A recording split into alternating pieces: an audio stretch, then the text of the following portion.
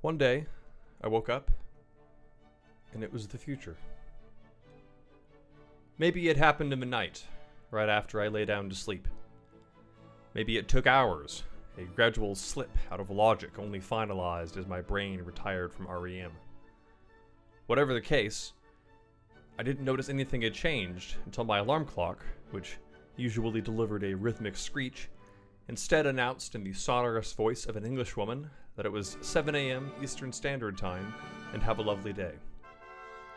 I lifted my head at the unexpected declaration and looked around in bewilderment.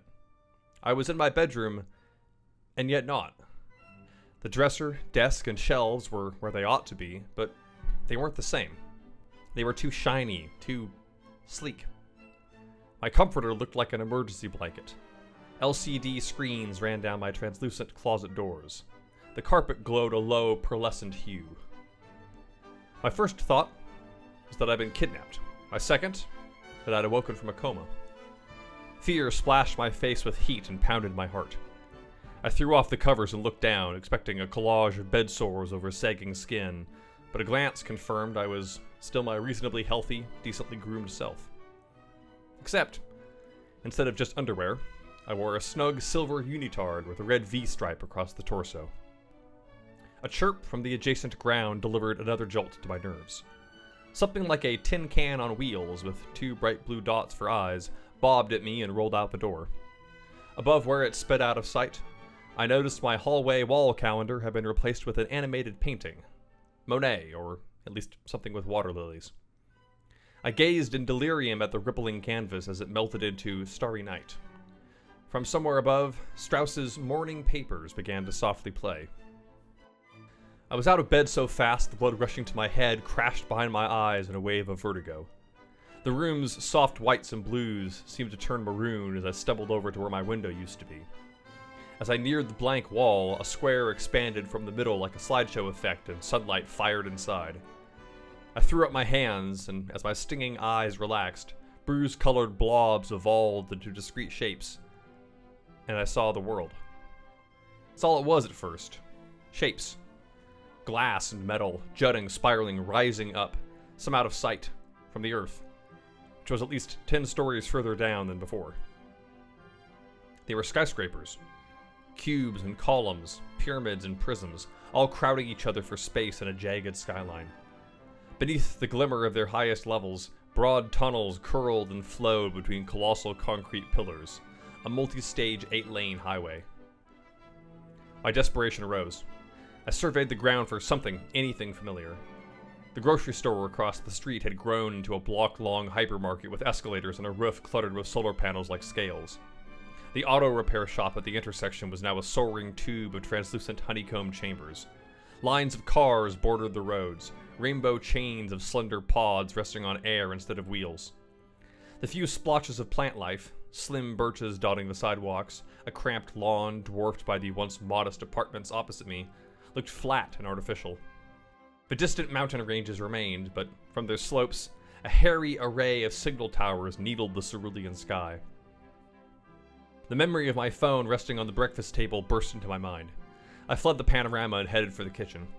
My low-rent nook had transformed into a white plastic and glass-coated chamber. Atop the percolator, the can bot supervised spindly robot arms as they cracked eggs and squirted pancake batter onto a floating pan. As a holographic illustrated grocery list hovered over from the fridge, I saw it on the table, my phone. My unitard's boots silently trod the gleaming tiles, and I saw up close that the device was only shaped like the comforting rectangle I knew. It was paper-thin and flexible. I picked it up, and the face gleamed with my name and a keypad. Between the two, a stream of tiny symbols drifted by. If it was a language, I didn't speak it. I instinctively tapped a green icon in the corner. My contacts list was intact. The screen bowed as my troubling thumb jabbed Mom. I had no idea who would answer. I just needed to know my parents were alright, and what the hell was going on. Before I could raise the phone, a tingle traveled up my arm and a scratchy beep sounded in my head. After 5 internal rings, I got voicemail. I sighed at the prospect of at least hearing a familiar voice, but the message that played wasn't my mother's. It was the same words and cadence, with that pause between "I probably left the ringer off" and "while shopping, so leave your name and number," which always cracked me up. But it wasn't her. It sounded like another woman reading her transcribed words. Doing my best to measure my voice, I left a message. I identified myself. I said I'd woken up in a strange place, that I wasn't sure where I was, but that I was okay. I said I'd contact her again as soon as I could, but I was going to make some other calls first. I said I loved her. I said goodbye. A fast and heavy knocking sounded at my door. The phone crumpled in my sweaty hands, but resumed its original shape as I set it down. One of the robo arms, passing overhead on a track, gently placed a chrome butter knife by the plate of pancakes at the central kiosk. I grabbed it just in case. I crept into the entryway. The front door had become a gray slab with 2 card slots in place of a knob. Thankfully, the peephole remained. I peered through it. The image blurred as more knocks rattled the door, and then I saw the narrow face of my neighbor. His features were slick and terrified, as were those of 4 people I vaguely recognized from my floor standing behind him. He didn't look violent, just desperate. I might as well have been squinting into a mirror. I called out for him to hold on, checking the door for any means of operation. Someone shouted to use the finger strip above the card readers. Sure enough, I spotted a thumb-sized indent there. At its touch, the door slid aside, revealing the small crowd. The guy looked me in the eyes, then scanned the room. "Here too," he said. I'd been working on the words to explain my situation, or ask someone else to, turning them over in my racing thoughts like a pan over a campfire. Maybe this could still make sense if I just calmed down. That was when, from above, below, and outside, echoing off the buildings and through every vent and window, I heard the screams. I'd say what happened to me after that morning mattered, but it didn't. What mattered now was us, every single living one. Because what happened to me had happened everywhere, across the whole planet. Maybe some unfathomable nebula swirling with unstable elements had engulfed the planet.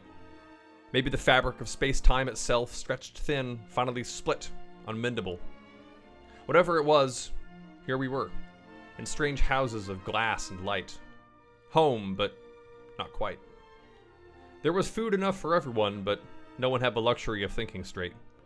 Riots broke out on every block. I only found that knife, but others must have found something bigger, from the glances I caught of bodies with empty eyes and pockets. Fires and sirens crackled at all hours. A man fell past my window the third evening. I left the room before I could hear him land. Car accidents were daily occurrences. I stayed inside for a week, subsisting off the powdered drink packets and meal capsules lining my cabinets. People tried to return things to normal, in their own ways. Grocers restaffed their aisles, worked together to learn the controls for the vacuum systems that transported food throughout the stores. Doctors re-entered their clinics, awed by the inscrutable tools that filled their stores, from handheld MRIs to amorphous scalpels, but accepted all the infirm they could. And as soon as the politicians literally and figuratively got back into office, the left played their tune, the right played theirs, and everybody in between just tried to keep the people entertained and tell them what they wanted to hear. It's all under control. We don't know any more than you. All businesses will be back up and running within the month. We called it the Dawn. It's been 3 months since then, give or take. All the clocks we can find run on some strange combination of binary and Morse code. But every few days, someone finds artifacts. Fragments buried beneath the veneer of civilization like old layers of paint. A desiccated bicycle wheel under an overpass, or a decaying barn at the city's edge. Last week, I heard somebody found a fading magnetic calendar in a cave under a highway. It looked handmade, and the front read 2200 to 2201. It wasn't just the future for me. It was the future for everybody. Or so we thought. I mean, we should have known the moment we witnessed the spectacle before us. Somebody had to build those towers and sculpt those fountains, cultivate those vertical indoor gardens, repave those streets with neon lane lines and levitating traffic lights. After all, if everyone traveled into the future, who'd be left to make it? Nobody quite grasped just how, though, until we noticed who was unaccounted for. It seemed like only a few people. A sister, some cousins, the bartender at the club across town. Some chalked it up to suicides or folks who wandered off and got lost for good. Some nights, watching the moon wane, I pictured lone souls, slender and flaky from starvation, limping through a labyrinth of vacant airports and shopping complexes. After a few weeks, though, when enough people managed how to use their phones and computers again, the puzzle started to assemble itself. Tens of thousands of people all over the world. It was hard to believe until we started noticing the connections between those who vanished. They had no homes. A woman downtown found nothing but an extended TV lounge where her daughter's bedroom used to be. Supposedly, a man in Paris ran across the neighborhood to find his brother, only to meet an abstract statue where a condo once stood. They were left in the present. Our past. They must have gone through the same thing as us. Woke up to an empty earth, even emptier than ours. Had their own maelstroms of riots and pillaging, righteousness and madness blending between the teeming throngs. But how many generations passed before human nature altered? Before people laid down their knives and guns to devote their lives to those of others? Did we become their hope? Their gods? Were our abandoned diaries their Bible? Our unfinished blueprints their commandments? They built a reverse sarcophagus, millions of chambers into which the future could be born. And when the process finally began, how much work did it take?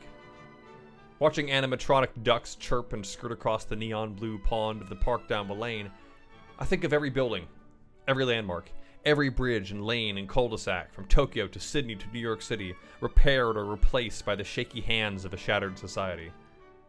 I can't help but feel guilty for when I'd lament the burden of filing my taxes or fixing a printer jam.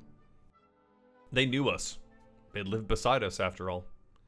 Yet they made improvements, stripped away some old comforts even when others arose. And while it all came out confusing, we could get the hang of it. Hence no great ceremony for our awakening, no how-to pamphlets pinned to our doors or tutorials on our 3D TVs. And then they left before we could reunite. To who knows where. We can't find any cemeteries, and if they hid their own cities, they hid them well. There's theories, but when the light pollution clears and the thinning constellations sparkle, I don't think anyone really understands where they went before we opened our eyes. The hearts of the 20th generation in a lonely world would have skipped one great beat to see silent bodies appear swaddled in bedsheets, immaculately received. It's funny. The dream I had before the dawn was of my delivery. It was like they always say. Dark, then light. A doctor, my mother, my father. Cries. Mine. Everything unreal, unknown. Then I was in a crib, and next to me was a teddy bear, slouched against the rails in a crocheted blue sweater. I reach out, and I know it'll be my favorite color. I know those are my initials, stitched on the front. The thought that the instant I came into the world, something was ready-made and waiting for me. Some think it's heaven, familiar but flawless, and those left behind were simply unworthy. Others think it's hell, that our punishment for defying God and forsaking the poor for brain-rotting technology is to inhabit a world we can neither comprehend nor control. The Tower of Babel with Wi-Fi. Still others, screaming from gleaming street corners, think it's purgatory, but that we can still find salvation if we prove ourselves to this new land, invoke manifest destiny, and dominate in the face of wild order. And then some say, we're all kidding ourselves. It was obviously aliens. People will panic. They'll lie. They'll say things they don't believe to make the ones they love feel safer and retrofit reality to rest well. It's only our nature, no matter the millennium. But between the town hall pandemonium and confessions whispered in polished alleyways, there's one more theory going around now. That a third group went even further ahead. That someday, they'll show up too. There's vacant lots where houses were, but then there are dozens of apartments, offices, and colossal fields to which no one has laid an honest claim. It's hard to say. The past and the future aren't all that different. We can guess at them, but we'll never really know. Who knew the apocalypse would be a utopia? That the end of the world would be the passage of time itself? Yet I get this feeling, as I settle into a new routine, relocating old friends and making new ones, as our discoveries spread, that everything's going to work out. Because I realize now that there's always been three kinds of people. There are the ones just going with the flow, day by day, most of us. But then there's the ones that stay behind, that sacrifice, whether they want to or not, to build a better future. And then there's the ones that'll take our place when our generation's lungs have breathed their last, our hands placed the highest bricks we could before collapsing in exhaustion. My mother still hasn't called back, nor my father. I told myself they were just as technologically inept as ever, chuckling as I imagined them jabbing their phones and frowning when a VR game opened. That is, till I finally steeled myself and drove to their address, out on the old back roads, and saw nothing but a smooth hill of AstroTurf. Why couldn't it have been me? Why did the dawn push me ahead? Kneeling in the plastic grass, tears welling, I imagined my parents buried so long and deep that their unmarked bones speckled the dirt like salt in the ocean. So in my spare time, oh how much of it, I've been knitting a sweater. The laser-guided sewing machine makes it easy enough. It's nothing special, just a little gray number with red stripes tracing the wrists and waist. But I hope it'll make a difference. I owe it to the future, just like the past, our present once, chose to owe it to us. We don't know when they'll show up again. Maybe 3 years, maybe 100, maybe never. Until we find out, we'll keep learning, keep living, and keep creating. I guess we all got a little ahead of ourselves. But then, this is all life's ever been, right? If you're lost, sometimes the best thing you can do is help someone else be found. Here and now, or long after we're gone.